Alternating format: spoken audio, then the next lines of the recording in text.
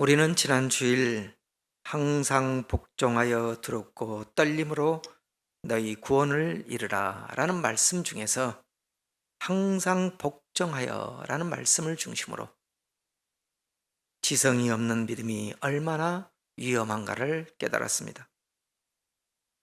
지성이 없는 믿음이 한국 사회에 이단을 난무하게 하였고 목사가 신이 된 그리스도교가 되기도 했습니다.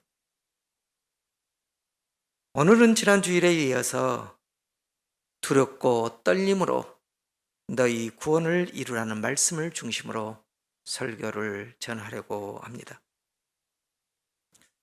먼저 사도 바울이 왜 두렵고 떨림이란 말씀을 썼는가, 이 문제에 대해서 말씀을 전하려고 합니다.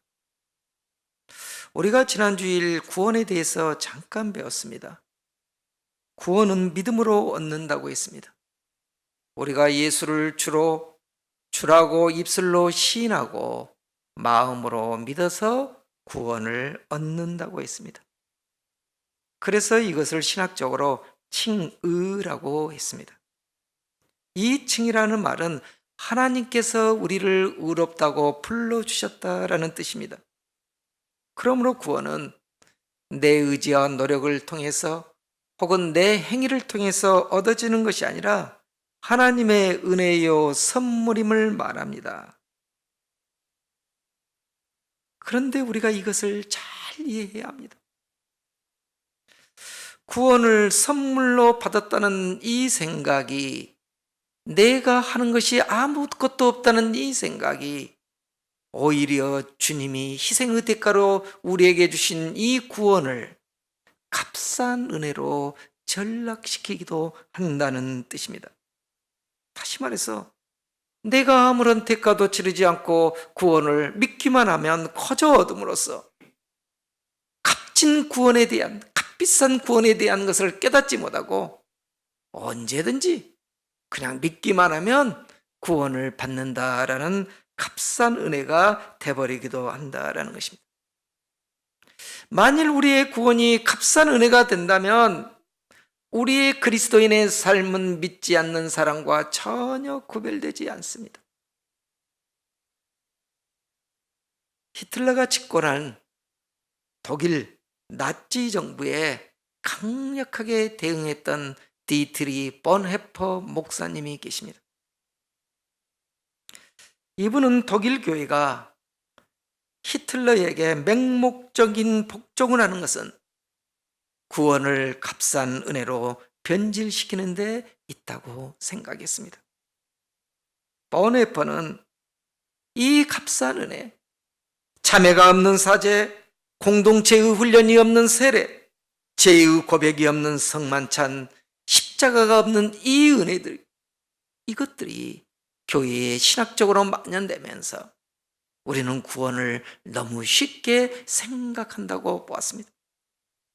주님은 우리를 위해 얼마나 값비싼 대가를 치렀습니까? 죄 없는 그분이 십자가 위에서 찔림과 찢김을 통해서 우리는 구원의 생명을 얻었습니다. 우리가 받은 이 구원의 은혜는 주님께서 값비싼 대가를 치신 그 은혜입니다. 근데 우리가 이 구원의 참된 본질을 깨닫지 못하고 구원을 선물로만 생각하고 오해함으로써 우리는 구원을 값싼 은혜로 변질시키며 살아가고 있다는 것입니다. 그 신학적인 값싼 은혜의 구원이 오늘날 성도들의 삶을 변화시키지 못하고 있다라고 주장하고 있는 것입니다. 저는 이 본헤퍼 목사님의 지적이 오늘의 한국 교회에도 그대로 나타나고 있다고 생각합니다. 값싼 은혜는 뼈를 깎는 훈련이 없는 그리스도인들을 양산하고 있습니다. 자기 부인이 없는 그리스도인들, 사람들에게 인정받고 높아지고만 하는 지도자들, 직분을 계급으로 하는 권사, 장로, 목사들, 복 받기는 원하지만 자기 헌신을 거부하는 성도들, 이 모든 것이 값싼 은혜가 가져오는 종교적 타락입니다. 그러므로 바울은 두렵고 떨림으로 너희 구원을 이루라. 이 바울의 이 말씀은 오늘날 우리에게 대단히 중요한 말씀으로 다시 한번 우리가 새겨야 합니다. 우리는 하나님 앞에서 두렵고 떨림이 있어야 합니다. 오늘날 성도나 목사나 하나님 앞에서 두려움과 떨림이 없습니다. 우리는 너무도 편하게 교회를 다니고 신앙생활을 하고 있습니다. 초대교회의 역사를 보면 하나님의 역사심 앞에 성도들은 두려움과 떨림이 있었습니다. 교회 안에서 거짓말을 하다가 죽어가는 사람들도 있었습니다. 그 대표적인 경우가 사도행전 5장에 나오는 예루살렘 교회의 아나니아와 삽비라의 사건입니다. 아나니아와 삽비라는 부부입니다. 이 부부는 땅을 팔아서 일부를 감추고 속이며 하나님 앞에 바쳤습니다. 베드로는 이 아나니아 남편 아나니아에게 어찌하여 성령을 속이느냐? 너는 사람에게 거짓말을 한 것이 아니라 하나님에게 거짓말을 한 것이다 라고 책망했습니다. 우리가 이 말씀을 잘 이해해야 하는 것은 베드로는 헌금의 액수를 말하는 것이 아닙니다. 하나님을 속이는 죄가 얼마나 큰 것인가를 말씀하고 있는 것입니다. 책망하고 있는 것입니다. 이 베드로의 책망에 아나니아는 그 말을 듣고 그 자리에서 엎드려 죽었습니다. 나중에 아무 살지도 모르고 들어온 그의 아내 삽비라도 마찬가지였습니다.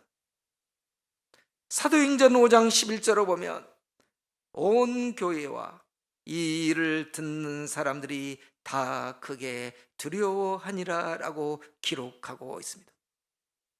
다시 말해서 하나님 앞에서 두려움과 떨림이 있었다라는 것입니다.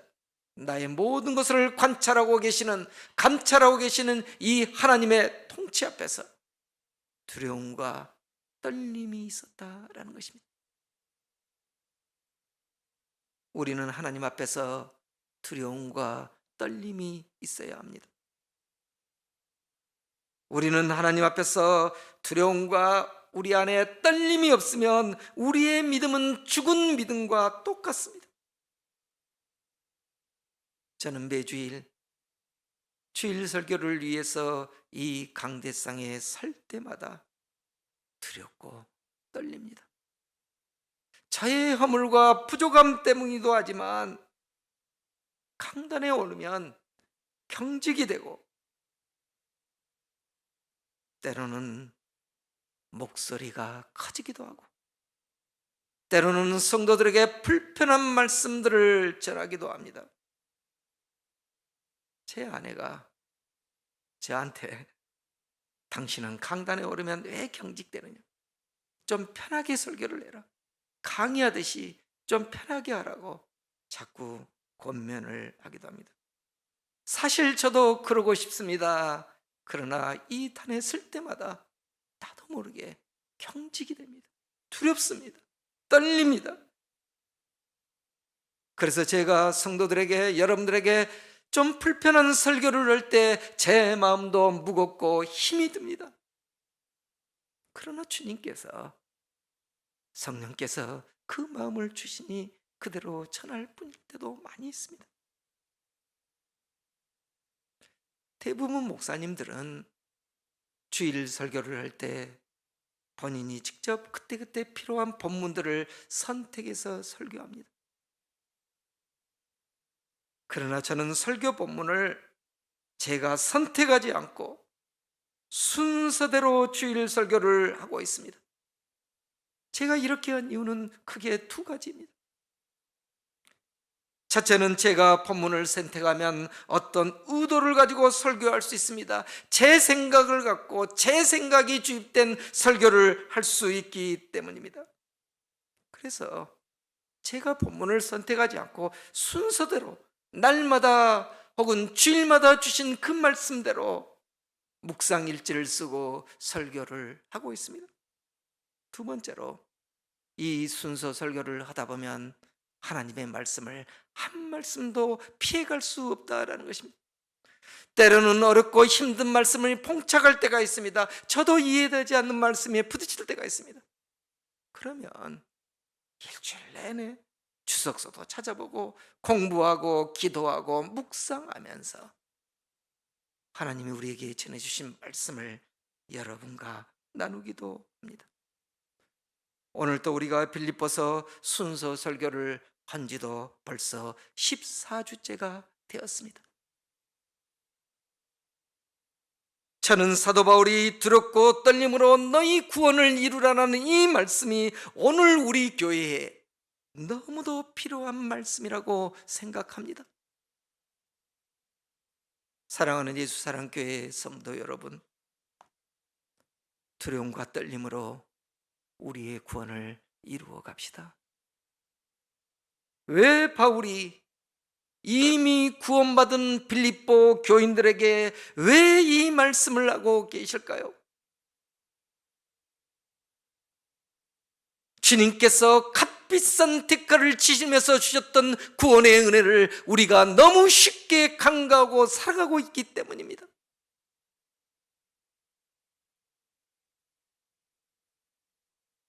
특별히 이 말씀은 우리가 깊이 이해해야 할 말씀입니다. 저는 오늘 이 설교를 준비하면서 사도 바울이 그동안 기록했던 구원에 관한 말씀들을 다시 한번 찾아봤습니다. 그 대표적인 말씀이 로마서 4장에 나오는데, 사도 바울은 이 구원이 믿음으로 얻는다고 하면서 아브라함의 예를 들어서 설명하고 있습니다. 로마서 4장 2절에서 3절 말씀을 우리가 한번 한 목소리로 봉독해 보도록 하겠습니다. 같이 한번 봉독해 보겠습니다. 시작. 만일 아브라함이 행위로서 의롭다 하심을 받았으면 자랑할 것이 있으려니와 하나님 앞에서는 없느니라. 성경이 무엇을 말하느냐? 아브라함이 하나님을 믿음에 그것이 그에게 의로 여겨진 바 되었느니라. 이 2절 말씀은 구원은 우리가 잘해서 하나님의 말씀을 잘 지켜서 우리의 행위로 구원을 받을 수 없다라는 것입니다. 우리가 연약해서 말씀대로 살지 못하고 하나님의 율법을 어길지라도 하나님이 은혜로 우리를 의롭다 하셨다라는 것입니다. 그래서 내가 잘해서 얻은 것이 아니기 때문에 자랑할 것이 없다라는 것입니다. 은혜 받는 우리가 가져야 할 자세는 송구함과 부끄러움을 가져야 하는 것입니다. 그것이 바로 은혜 받는 자의 삶의 자세인 것입니다. 그런데 3절에 바울은 그 구체적인 예를 아브라함을 통해서 오고 있습니다. 여기에서 성경이 무엇을 말하느냐라고 하면서 하는 말씀은 창세기 15장 6절에서 나오는 아브라함의 경우를 예를 들어서 말하고 있는 것입니다. 창세기 15장 6절 말씀을 우리가 한 목소리로 봉독해 보도록 합시다. 자막을 읽어봅시다. 시작. 아브라함이 여호와를 믿으니 여호와께서 이를 그의 의로 여기시고. 자, 여기는 아브람이라고 나왔죠. 아직 하나님께서 이 아브람을 아브라함으로 안 바꿔주셨죠. 나중에 바꿔주신 겁니다. 아브라함이 여호와를 믿으니 여호와께서 이를 그의 의로, 이 의라는 말이 구원이란 말이에요. 의롭다함. 하나님을 믿으니, 아브라함이 하나님을 믿으니 아브라함을 의롭다라고, 구원받은 자라고 여겨주셨다라는 말씀입니다.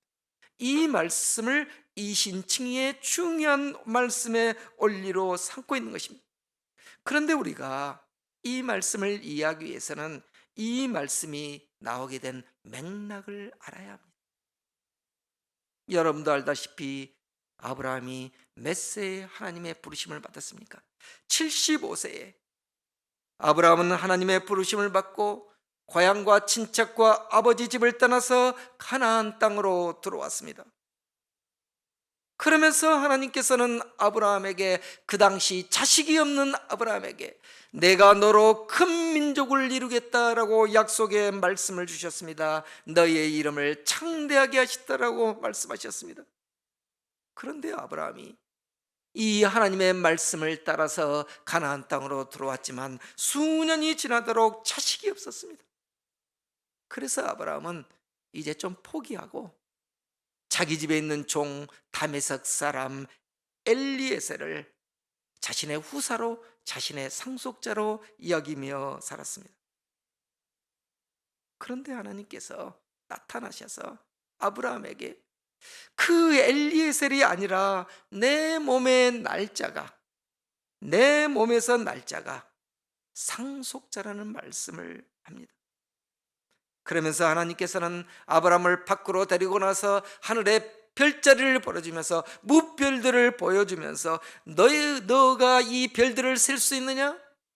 너의 후손들도 이렇게 별처럼 많게 해준다라고 말씀하십니다. 솔직히 이 말씀을 아브라함의 입장에서 믿기가 어렵습니다.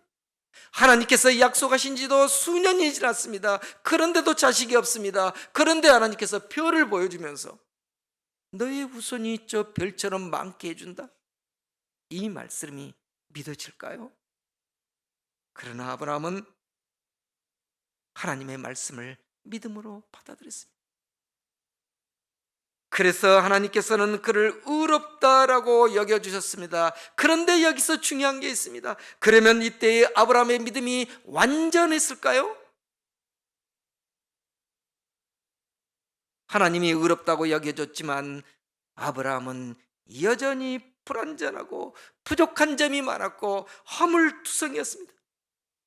그럼에도 불구하고 하나님은 너 의롭다, 너 의로운 사람이야 라고 불러주셨다라는 것입니다. 어찌 보면 이때의 아브라함은 값싼 은혜를 받은 것입니다. 아브라함은 하나님의 은혜가 이때만 해도 얼마나 귀하고 큰지를 몰랐습니다. 그래서 이 일이 있은 후에 아브라함은 이 하나님에게 믿음으로 고백했지만 아내 사라의 몸종인 하갈을 통해서 이스마엘을 얻었습니다.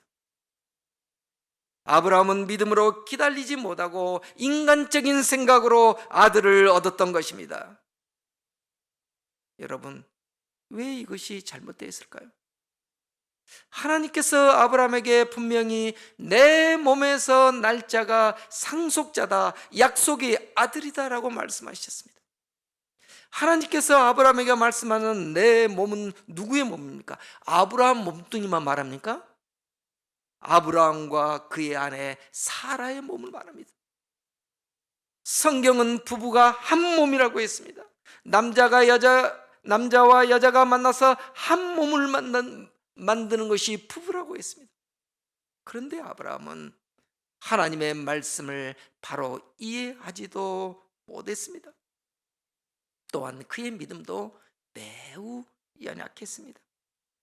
그러나 하나님은 그를 의롭다고 여겨주셨습니다. 그러면 아브라함이 어떻게 살아가야 했습니까? 두려움과 떨림으로 구원을 이루며 살아가야 했습니다. 그러나 아브라함은 그렇지를 못했습니다. 약속의 말씀을 잊고 하갈을 통해서, 아내의 시녀를 통해서 아들을 얻고 이스마엘을 얻고 만족하면서 무려 몇 년을 살았습니다. 그런 아브라함에게 하나님께서 또다시 나타나셨습니다. 그 말씀이 창세기 17장 1절 말씀입니다. 자, 창세기 17장 1절 말씀을 우리가 함께 봉독해 보도록 하겠습니다. 시작. 아브라함이 99세 때에 여호와께서 아브라함에게 나타나서 그에게 이르시되 나는 전능한 하나님이라 너는 내 앞에서 행하여 완전하라. 아브라함이 하갈을 통해서 아들 이스마엘을 얻을 때가 86세였습니다. 그러니까 무려 13년이 지나서 그의 나이 99세 때 하나님께서 나타나셨다는 것입니다. 13년 동안 하나님은 아브라함에게 전혀 나타나지 않았습니다. 성경에 전혀 나오지 않고 있습니다. 왜 하나님이 아브라함에게 침묵했을까요? 아브라함이 깨닫고 회개하기를 원하셨던 것입니다.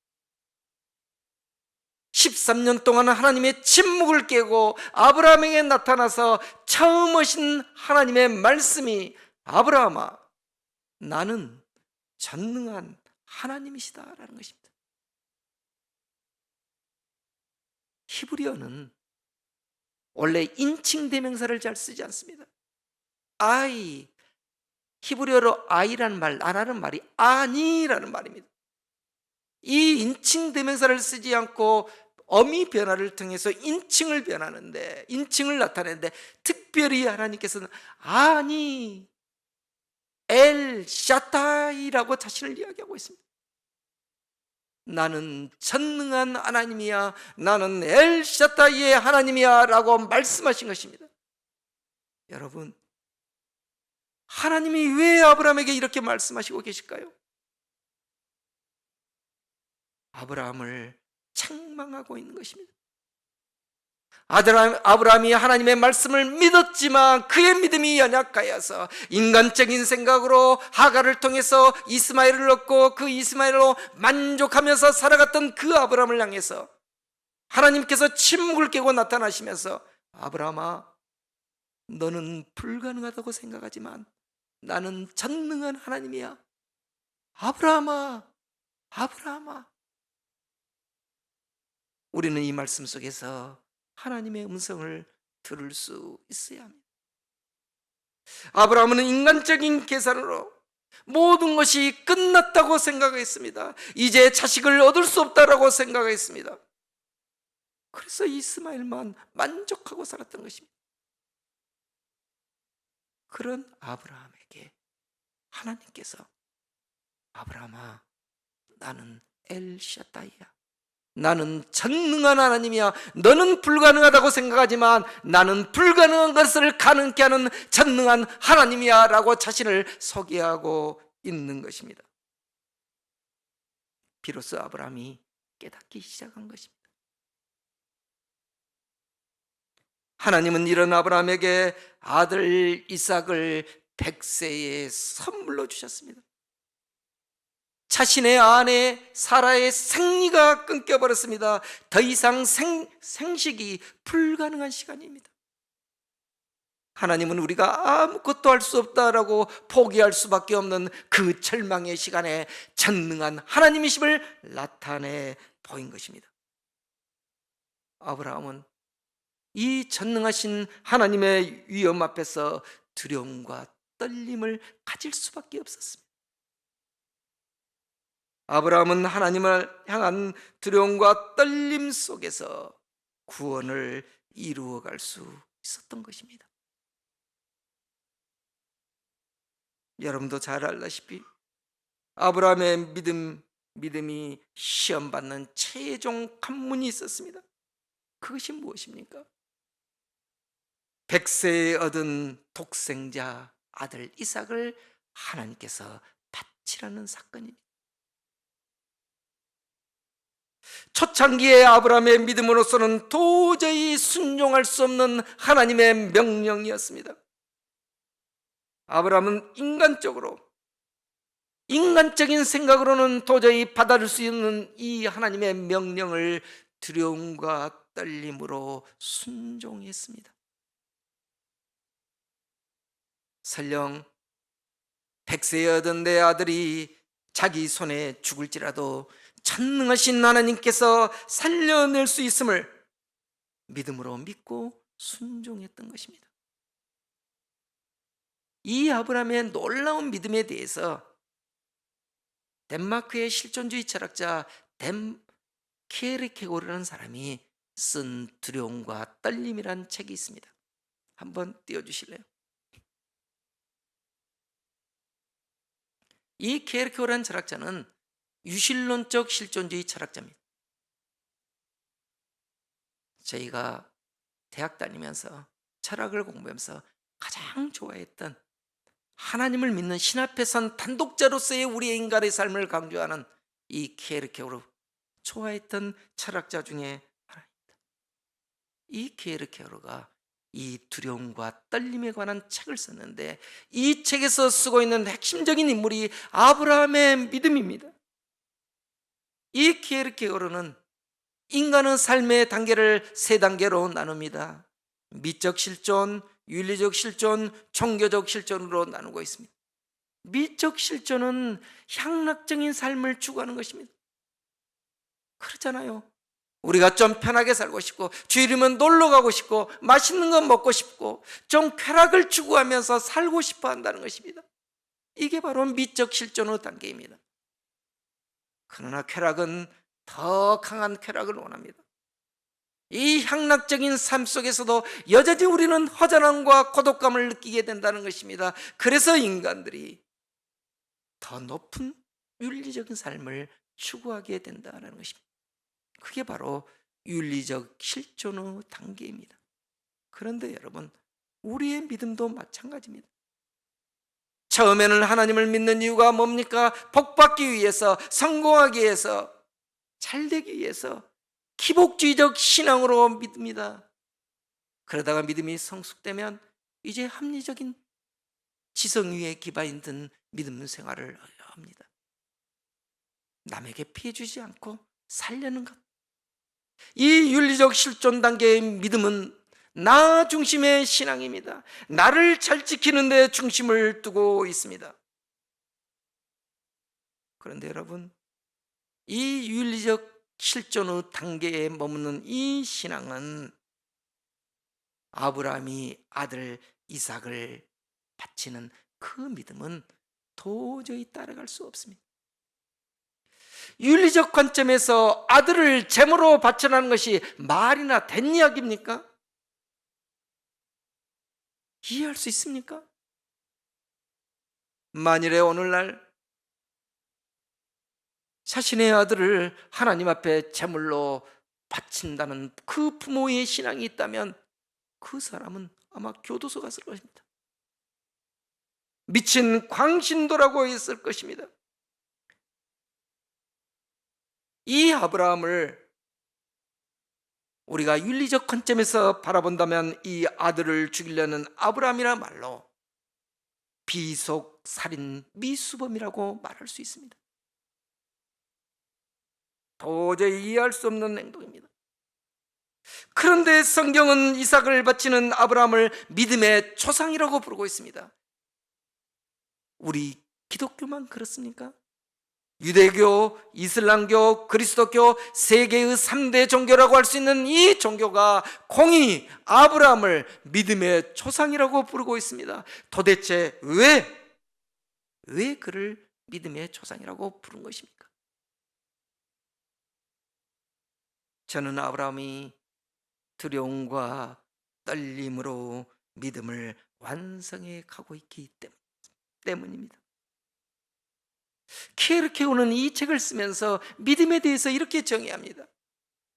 온전한 믿음은 내 생각과 내 사유가 멈추는 곳에서 시작된다는 말씀입니다. 다시 말해서 하나님에 대한 온전한 순종은 내 생각이 지워지고 두려움과 떨림으로 하나님의 말씀에 나를 위탁하는 것입니다. 내 생각을 지우고 하나님의 말씀으로 나를 전적으로 동여맨 순간 우리의 믿음은 온전해질 수 있는 것입니다. 사랑하는 성도 여러분, 우리는 하나님을 향한 두려움과 떨림이 있어야 합니다. 하나님은 언제 어디 곳에서나 우리를 지켜보고 계십니다. 하나님을 향한 두려움과 떨림으로 우리의 구원을 이루어 갑시다. 특별히 오늘은 주님이 사망 권세를 물리치시고 부활하신 날입니다. 제자들은 이 부활하신 주님을 만나고서야 비로소 두려움과 떨림을 갖게 되었습니다. 하나님 앞에서 제자된 자로서 어떤 삶을 살아가야 하는가를 깨달았습니다. 그래서 제자들은 더는 세상을 두려워하지 않고 하나님만을 두려워했습니다. 그리고 하나님의 말씀에 의지하여 자신의 생명까지 온전히 바쳤습니다. 부활의 능력은 어디서 나옵니까?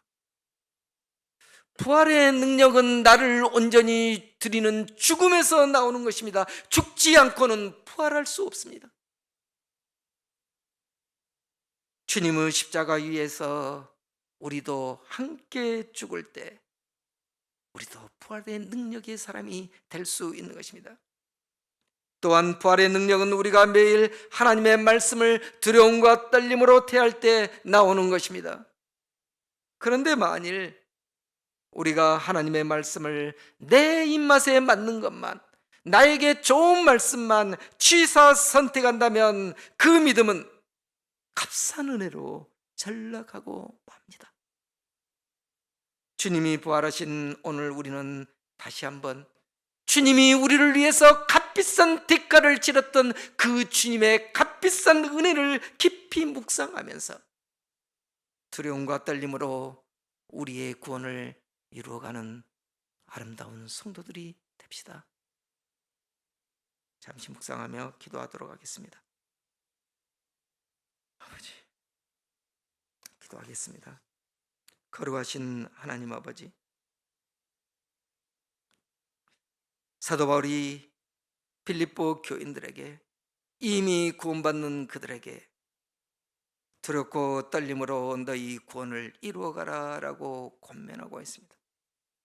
우리가 구원은 은혜로 믿음으로 받는 것이지만 우리가 이 믿음을, 이 구원을 우리의 거룩한 삶으로 두렵고 떨린 마음으로 이루어가서 구원의 열매를 거둘 수 있는 성도들이 다 되게 하여 주시옵소서.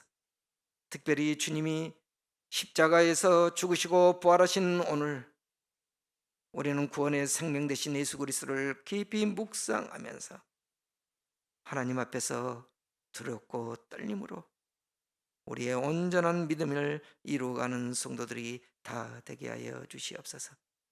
예수 그리스도의 이름으로 기도 올립니다. 아멘.